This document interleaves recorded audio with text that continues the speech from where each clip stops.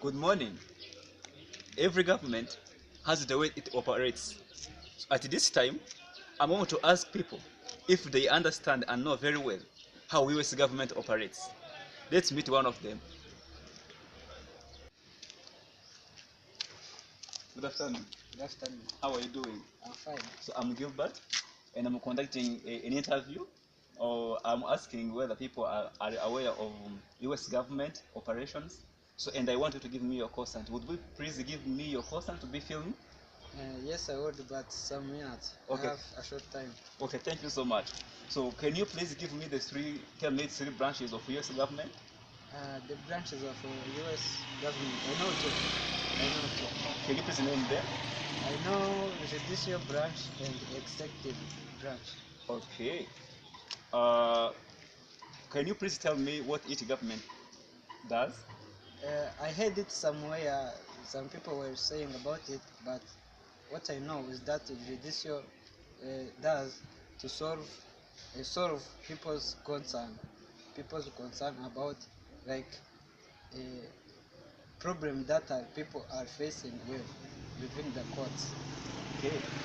So the other question is like Democrats and Republic are the major parties in the United States. You know that? Yeah. So and could you please name the third party? Yeah. What I know is that the Democratic and the Republican are the one who are dominating the United States. I don't know other party in the United States. I Okay. don't know. Thank you. So there is also a process by which a bill becomes a law. Can you please tell me that process? Mm, I don't know the process, but actually, what I think is that the people's concern may the people may raise their concern and then to their leaders so that their concern may be accepted or not. Okay. Thank you so much. Thank you too. Let me the second person. Hi. Hi, How are you doing? I'm fine. So I'm Gilbert, Yes. and I'm conducting an interview. Yes. And I would like to ask if you can give me your consent because your answers will be given in my academic work and will be professionally kept by CFA in the storage system. Can you please give me your consent to be filmed? Yes, no problem. You're welcome. Thank you so much. So I have a few questions that I want to ask you. Can you please name three branches of US government? Yes, I can. Okay. There's three branches of US government. The first one is legislative branch. The second one is executive branch. And the third one is judiciary branch. Okay, thank you. Can you please tell me what each branch does? Thank you very much. Uh, in my opinions, for legislative branch, I know that is that branch that set up the rules that the people have to follow. Then the executive branch is that branch that put in action those rules that have set up by the legislative branch. Then the third one, which is the judicial branch, is that branch that have the role of taking those people who break up the rules into court. Thank you. Okay, thank you for your answers. So my third question is, there are two major parties in the United States. Okay. They are Democrats and Republicans. Yes. Can you please name the third party? Thank you very much. Unfortunately, what I know also is those two parts only, which is Democratic and the Republic. I don't know the third one. Oh, thank you. So my last question is, so there is a process in which a bill can become a law. Okay. Can you please tell me that process? Yes. The process in order a bill become a law, first it starts from the people. The people rise up their ideas, then the ideas taken by the local leaders, then the local leaders take those ideas, then they take them to the government, then the government, after they being accepted by the government, that's where it becomes an official. Okay. Thank you so much for your answers. You're welcome. We have heard how people understand the US government operations. Now, let's clarify some of the questions which they failed. The branches of US government are three. The interviewee managed to mention all of them, but one of them failed to name them.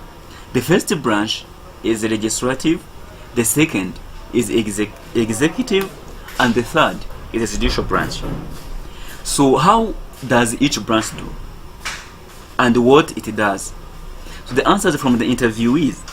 One said the legislative branch sets up the law, executive puts into action those laws, and the judicial branch it takes people who broke the law into courts.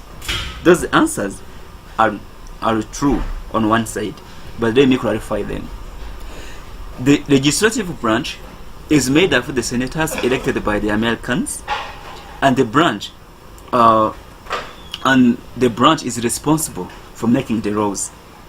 The executive branch carries out and enforces the law in the public. The branch is composed of the president and his advisors.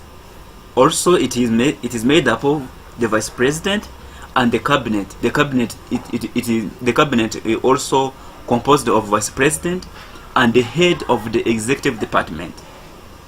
And the judicial branch is composed of the Supreme Court and justices. The branch deals with the laws according to the Constitution. So the other point is, how do they regulate each other? As I've said, the legislative branch creates the law. After creating the law, it gives the task to the second branch, which is executive, to carry out and enforce the law. So it carries out the law and enforces the law after the law has been signed by the president office. So the judicial branch also may find the law and the constitution, or some courts may find the executive actions unauthorized. So in that case, the judicial branch interprets the law according to the constitution. It checks and balances of the three branches of government. So the system of checks and balances is used to keep the government from getting too powerful in one branch. For example, the executive branch can veto bills from the legislative branch, but the legislative branch can override the veto.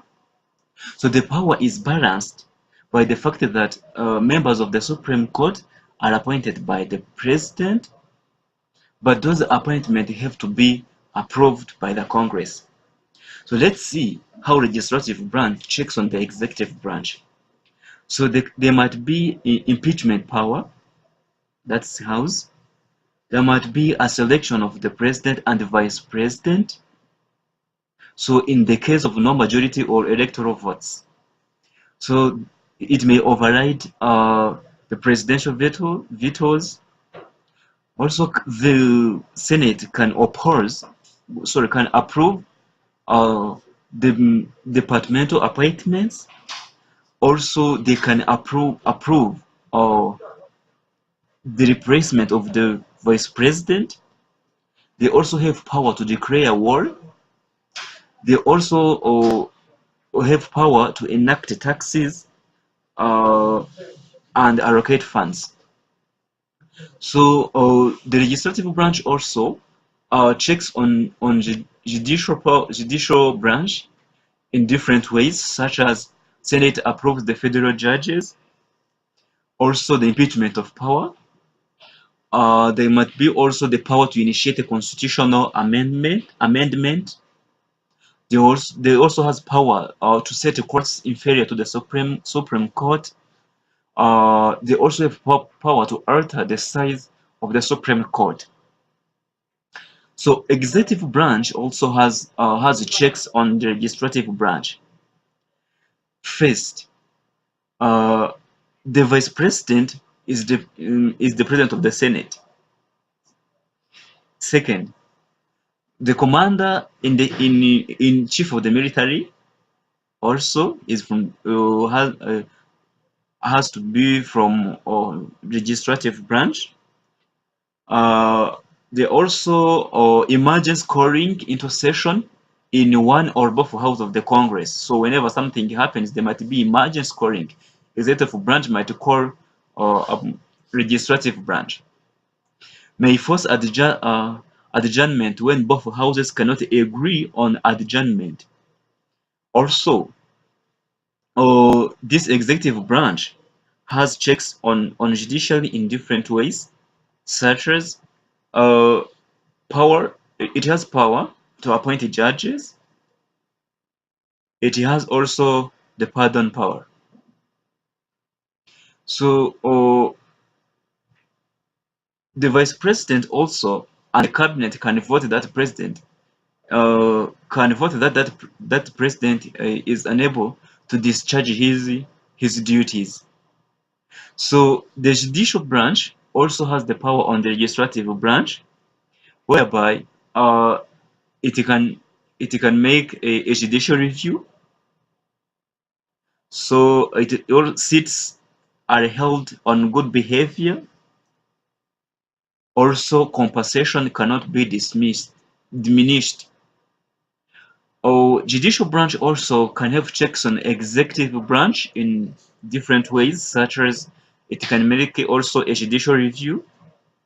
It can also make a chief justice sits as a president of the Senate during the presidential impeachment. So all those are the checks each branch has over the other.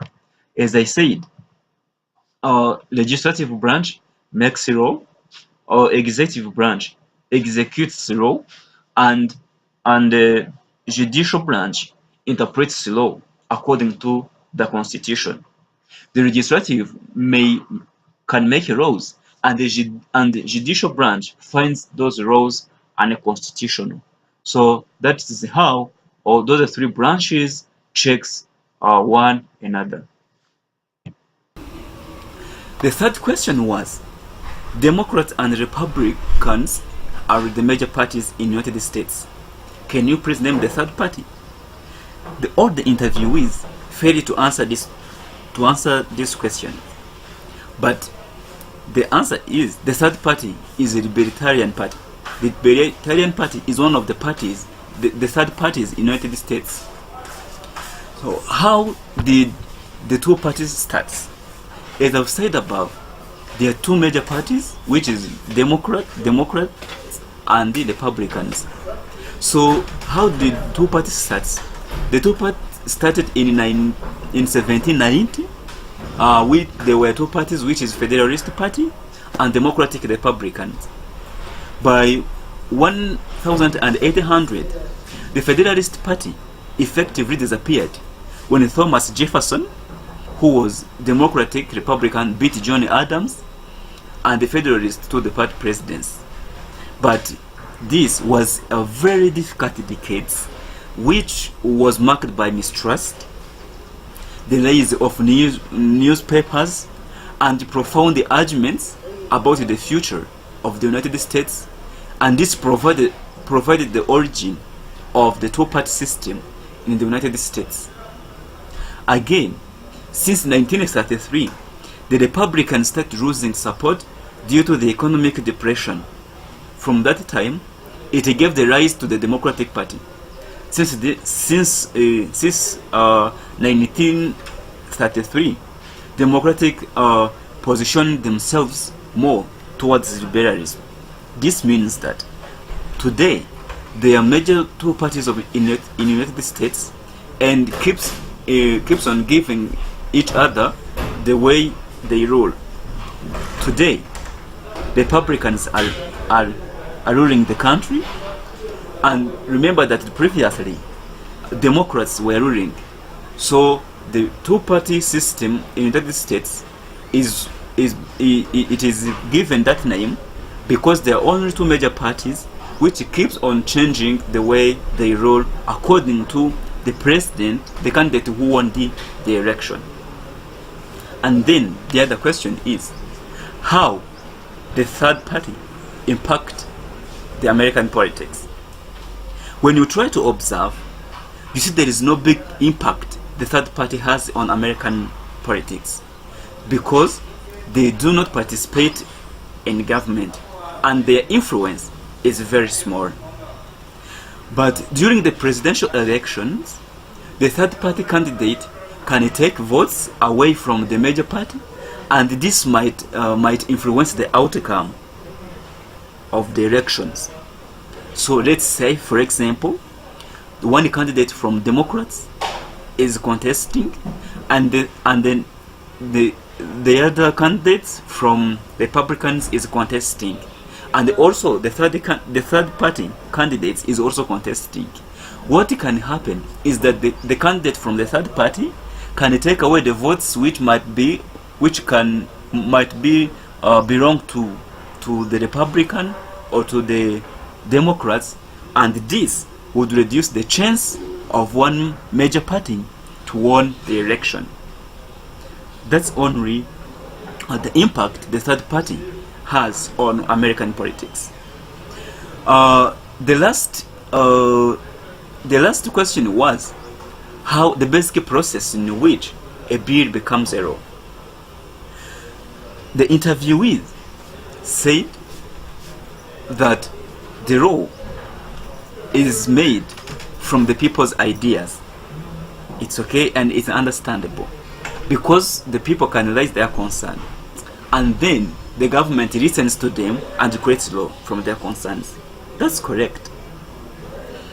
But there is a process in which a bill becomes a law. The first, it starts as an idea.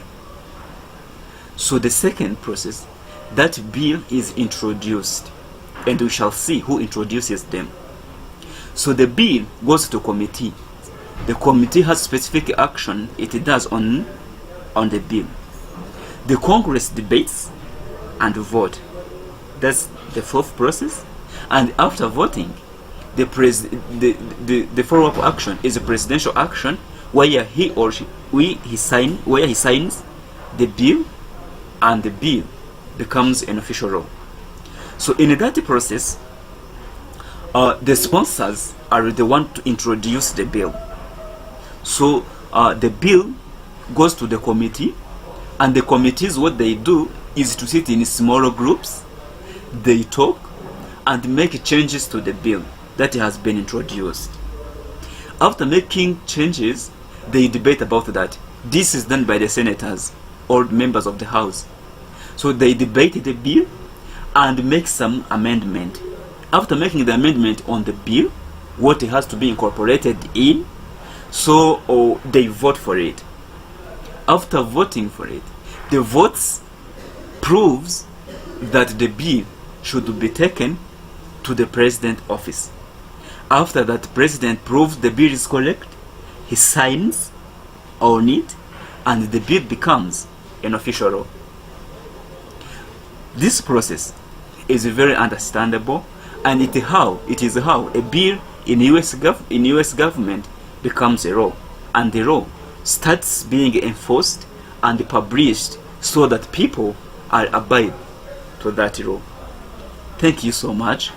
Thank you for following these questions and how the US government does.